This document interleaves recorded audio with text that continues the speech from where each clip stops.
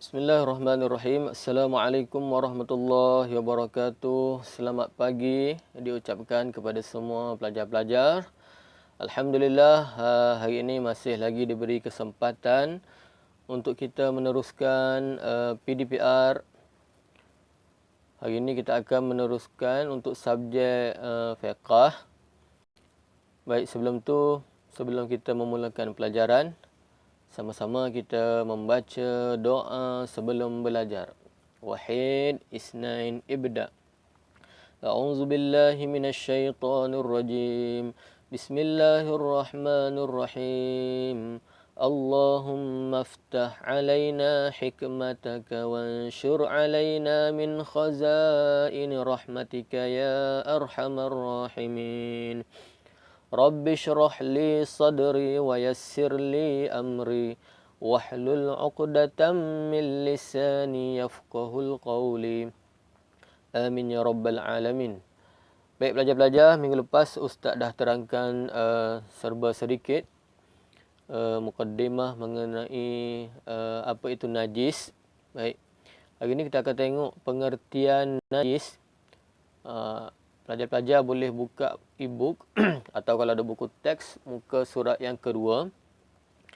Apa dia pengertian najis? Okay, tengok yang gambar kapal layar tu, yang dalam awan warna kuning. Najis ialah sesuatu benda kotor. Iaitu sesuatu benda kotor yang menyebabkan tidak sah ibadah seperti solat dan tawaf. Makna kata kalau ada najis dekat badan kita ke, dekat pakaian kita ke, tempat kita nak solat ke, maka tak sahlah solat kita dan ibadah tawaf. Tahu tak tawaf tu apa dia? Tawaf ni ialah ibadah semasa kita pergi ke Mekah menunaikan haji. Baik. Ustaz ulang lagi sekali, pengertian najis ialah sesuatu benda kotor. Sebut je najis mesti benda kotor. Okey, benda kotor yang menyebabkan tidak sah ibadah. Contohnya seperti solat dan tawaf. Okey, tengok gambar pokok bawah tu. Contoh-contoh najis. Apa dia contoh-contoh najis? Yang pertama tengok. Awan yang pertama warna hijau, tahi. Tahi, semua jenis tahi ialah najis kecuali tahi lalat. Tahi lalat tu bukan najis ya. Okey. Darah. Darah manusia ke, darah haiwan ke, semuanya najis. Nanah. Air kencing. Babi. Babi ataupun khinzir lah kita panggil. Kemudian anjing. Bangkai haiwan. Bangkai haiwan ni bermaksud dah mati. Arak. Air arak tu. Dan yang terakhir ialah muntah. Baik, kesemua ini adalah contoh-contoh najis. Yang mana kalau terkena dekat badan kita, kita kena bersihkan terlebih dahulu. Ustaz ulang balik, yang pertama tahi, darah, nanah, air kencing, babi, anjing, bangkai haiwan, arak dan muntah. Baik. Harapnya pelajar-pelajar jelas ya yang ni. Okey. Kita akan teruskan dengan bahagian najis. Ustaz dah terangkan hari tu. Bahagian najis dia ada 3. Ni ulangan balik ya. Yang pertama najis mukhaffafah, najis ringan. Yang kedua najis mutawassitah, najis pertengahan. Dan yang terakhir najis mughallazah, iaitu najis berat. Najis mukhaffafah, najis ringan. Yang gambar baby tu, tu najis mukhaffafah.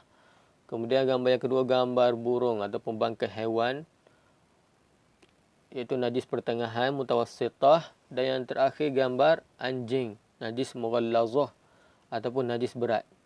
Tak apa, kalau pelajar tak jelas lagi yang ni tak ada masalah. Nanti Ustaz akan terangkan satu-satu insya-Allah. Kita akan belajar sama-sama.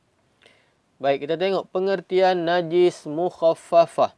Najis yang pertama tadi ya, ingat tu, najis mukhaffafah yang gambar baby tu. Apa dia pengertian najis mukhaffafah?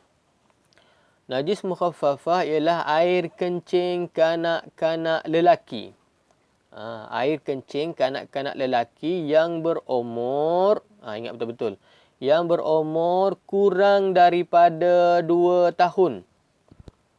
Kurang daripada 2 tahun. Maksudnya setahun 11 bulan ke bawah macam tu. Yang hanya minum susu ibunya sahaja. Ingat, najis mukhaffafah, najis ringan ialah air kencing baby lah, baby adik awak tu. Kanak-kanak lelaki ya, baby lelaki yang berumur kurang daripada 2 tahun. Maksudnya 2 tahun ke bawah. Okey. Yang hanya minum susu ibu dia sahaja. Dia minum susu ibu je. Dia tak makan nasi lagi, dia tak makan nestem lagi, dia tak makan burger lagi. Dia yang hanya minum susu ibunya sahaja. Baik. Macam mana kita nak cucikan, nak bersihkan najis adik awak ni? Kalau adik awak dah melimpah dia punya pampers tu. Okey. Tengok bawah tu. Yang kotak biru. Cara menyucikan najis mukhaffafah. Macam mana cara kita nak menyucikan najis mukhaffafah? Yang pertama, kenal pasti najis mukhaffafah. Kita tengok dekat kapet rumah kita. Ni macam air kencing je ni. Kenal pasti dulu. Jangan kita tukar pula dengan air teh, dengan air Milo, dengan air sirap. Tu bukan najis. Kita tengok betul-betul. Kenal pasti dulu. Sahkan betul-betul yang tu memang betul-betul najis. Barulah boleh kita bersihkan. Okey. Bila kita dah kenal pasti, yang kedua kita kena hilangkan najis mukhaffafah hingga kering. Ambil kain, lap sehingga kering. Tak payah guna air lagi, lap dulu sampai kering. Kemudian yang ketiga, barulah kita renjis dengan air mutlak. Tahu renjis?